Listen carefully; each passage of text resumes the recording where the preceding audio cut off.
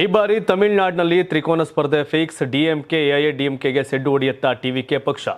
ವಿಧಾನಸಭೆಯಲ್ಲಿ 6ರಿಂದ 12 ಸ್ಥಾನ ಗೆಲ್ಲುತ್ತಂತೆ ಟಿವಿಕೆ. ತಮಿಳುನಾಡಲ್ಲಿ ಕಿಂಗ್ ಮೇಕರ್ ಆಗ್ತಾರಾ ವಿಜಯ್?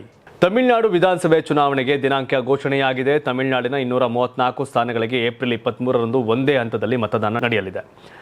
ಮೇ 4ರಂದು ಫಲಿತಾಂಶ ಹೊರಬೀಳಲಿದ್ದು, ಈ ಹಿಂದೆ ಡಿಎಂಕೆ ಹಾಗೂ ಎಐಎಡಿಎಂಕೆ ನಡುವೆ ತೀವ್ರ ಪೈಪೋಟಿ ಇತ್ತು. ಆದರೆ ಈ ಬಾರಿ ಈ ಸ್ಪರ್ಧೆಗೆ ನಟ ವಿಜಯ್ ದಳಪತಿ ಅವರ ಟಿವಿಕೆ ಎಂಟ್ರಿ ಆಗಿದ್ದು, ತ್ರಿಕೋನ ಸ್ಪರ್ಧೆ ನಡೆಯುವ ಸಾಧ್ಯತೆ ಇದೆ.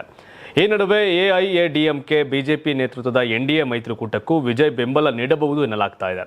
ಹೀಗಾದರೆ ಸಂಪೂರ್ಣ ಚಿತ್ರಣ ಚೇಂಜ್ ಆಗಲಿದೆ. ಇನ್ನು ಎಲೆಕ್ಷನ್ ಘೋಷಣೆ ಆಗುತ್ತಿದ್ದಂತೆ ಮ್ಯಾಟ್ರಿಸ್ ಸಂಸ್ಥೆ ಚುನಾವಣಾ ಪೂರ್ವ ಸಮೀಕ್ಷೆ ಫಲಿತಾಂಶವನ್ನು ಪ್ರಕಟಿಸಿದೆ. ಐಎಎನ್ಎಸ್ ಮ್ಯಾಟ್ರಿಸ್ ಚುನಾವಣಾ ಪೂರ್ವ ಸಮೀಕ್ಷೆ ಪ್ರಕಾರ ಎಂಕೆ ಸ್ಟಾಲಿನ್ ನೇತೃತ್ವದ ಆಡಳಿತಾರೂಢ ಡಿಎಂಕೆಗೆ ಹಿನ್ನಡೆಯಾಗುವ ಸಾಧ್ಯತೆ ಇದೆ ಎನ್ನಲಾಗ್ತಾ ಇದೆ.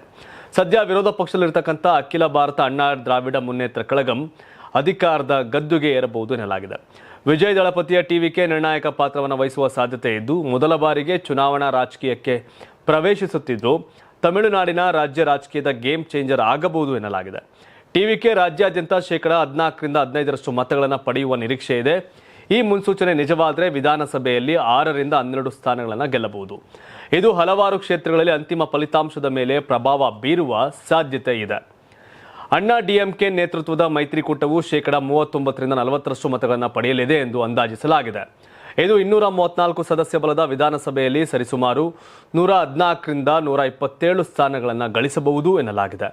ಇದು ನಿಜವಾದ ಎಐಎಡಿಎಂಕೆ ಹಾಗೂ ಬಿಜೆಪಿ ನೇತೃತ್ವದ ಎನ್ಡಿಎ ಮೈತ್ರಿಕೂಟ ಸರ್ಕಾರ ರಚಿಸುವ ಸಾಧ್ಯತೆ ಇದೆ ಎನ್ನಲಾಗಿದೆ. ಇದಕ್ಕೆ ವ್ಯತಿರಿಕ್ತವಾಗಿ ಆಡಳಿತಾರೂಢ ಡಿಎಂಕೆ ಮೈತ್ರಿಕೂಟವು 37% ರಿಂದ 38% ಮತಗಳನ್ನು ಗಳಿಸುವ ನಿರೀಕ್ಷೆ ಇದೆ.